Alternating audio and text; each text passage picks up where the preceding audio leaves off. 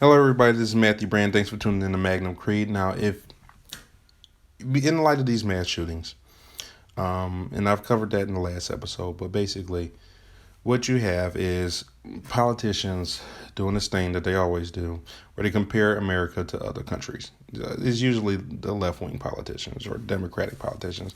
They say, "Why can't America be more like this?" Right?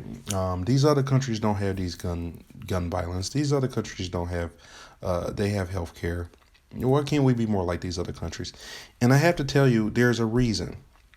And there's multiple reasons, like our rights and our history and different stuff like that. And the fact that we do a lot of military service in other countries. Whether you feel like we should or not, that's a matter of opinion. But one of the most important things that don't really get addressed is our population size. We are way more populated than any of the countries that we often get compared to. And what I found most offending today, and what I don't care how you feel about Obama, you might like him, you might love him, you might dislike him, you might hate him. But my thing is, he said, all these, other developed nations would not tolerate this gun control. And these other developed nations, they all have, they always bring up the stuff how we're different from these other nations. And whenever a politician does that, they're not only spewing hot air, they're trying to trick you. And I'm not saying Obama's evil. I'm not saying he's malicious and out to get everybody, but he does have an agenda. Every politician does. And if you think just because he's black and he's charismatic and he's cool, and I'm admit he's a cool guy. He's chill. He seems like somebody you would like to have a beer with, kind of. But my point is, whenever they do that, they pushing an agenda because they're smart enough to know better. We can't be compared to these other countries. We're too big. Our population is going towards 400 million. Any other country now? Think of any other country that's like that, has that high of a population. Which one would you want to be? Do you want to be China, Russia, Brazil, India? Which one? Which one do you want to be that has a population size like that? What? Oh, he's just talking about those far Western, mostly white, non-diverse, very old European nations. That's who he's talking about. That's who he's talking about? That we should all be like the rest of like non-diverse like them? We should all have lesser population size like them. Like kick all these people out of America. I mean, what is it that you know makes these countries so close to America? They're not.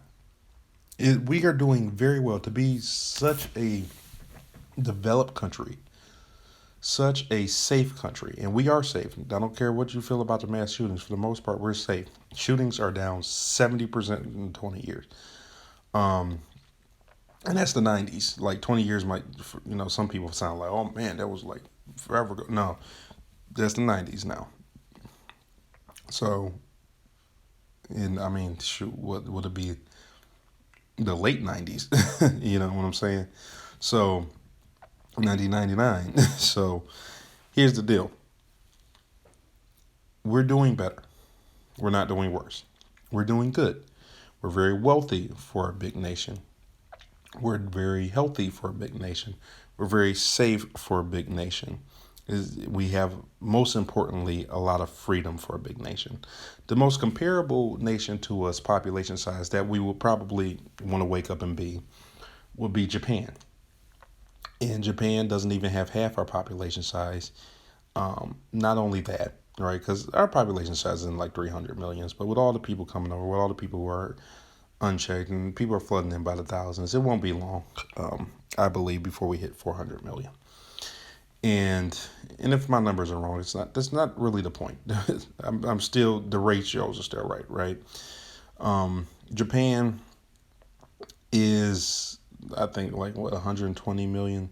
Once again, I could be completely off on that, but they're not even half our population size, right? They're not, and they're a xenophobic island, who's not diverse whatsoever. Calls people, anybody who comes over who's not Japanese, gaijin. They don't really respect different cultures in Japan. They're shut-ins. They commit not mass suicides, but they commit a lot of suicides. They have hard time dealing with the pressures that bear down on them in their corporate worlds because of the corporations basically own their asses. That's Japan. We don't want to be Japan. You don't want to give up your freedom and be Japan tomorrow. But that being said, there's some of it's part of their culture, but a lot of it's just because they just don't have freedoms. They don't have the freedom to fight back. They don't have the nerve to fight back because it's not part. That wasn't what they grew up, and they certainly don't have the guns to fight back. What would you do? And they do have their tragedies from time to time. They have people who've been, who go on murder sprees there. It happens rare, but it happens. But the thing is, they tend to take it out on themselves. The point I'm going at, the point I'm trying to impress upon people is not that America is better than all these other countries. Some people might not get to this point because I'm long-winded and I'm monotone. I get it. But the point is, America is not better than all these other countries, but we're different. We're very, very different. And we need to accept those differences and we can work on them from there. But the problem is, by just comparing us to other country, you're pushing an agenda and you're full of hot air.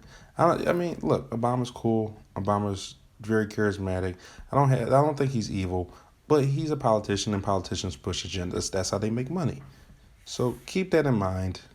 And whenever you hear somebody trying to say, "Oh, America should be more like this country," remember this.